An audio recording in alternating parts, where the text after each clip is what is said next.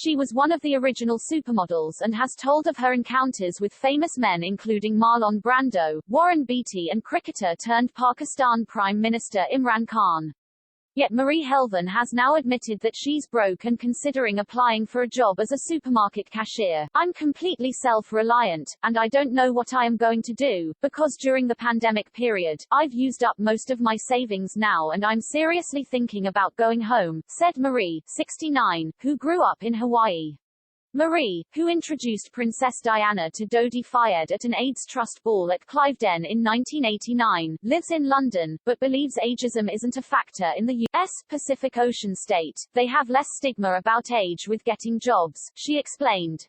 You can get a job at Whole Foods, supermarket chain, in your 80s in America. Put it this way, I wouldn't apply to work in Whole Foods here, but back home in Hawaii, if I needed to, I'd go there and work. When she divorced photographer David Bailey in 1985, Marie walked away with a divorce settlement of £100,000. Having remained unmarried since then, she admits she could benefit from some financial support. What would be nice would be to have help as I get older, to be able to share the expenses of getting older, she said. After her divorce, she enjoyed a 4-year relationship with the Duchess of Cornwall's conservationist brother, Mark Shand, who died after an accident in 2014 aged 62. Marie blames herself for the demise of their romance. Mark was the sweetest, kindest, most loving person, she said. I was so stupid and foolish and I didn't realize that at the time, as you rarely do. Marie confessed for the first time that her youthful good looks are not entirely natural. I do have Botox twice a year, just enough so that I don't look sad, she revealed on the Third Act podcast. She previously told the Daily Mail, plastic surgery is a personal choice. I'm not going to say I haven't done anything. I'm not going to say I have.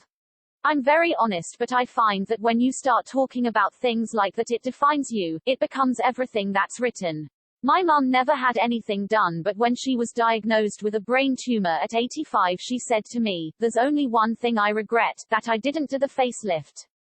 Even in hospital she asked me to bring in her false eyelashes. I used to think, oh, I can't wait until I'm 70 because by then I won't care, but, of course, I will still care.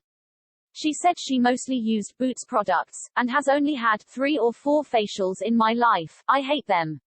Meanwhile, she added to the Third Act that she hopes she might yet find romance. If I am ever lucky enough to meet someone, then I'd hope that he might be older and divorced or widowed. I mean, I don't want to go out with some young kid.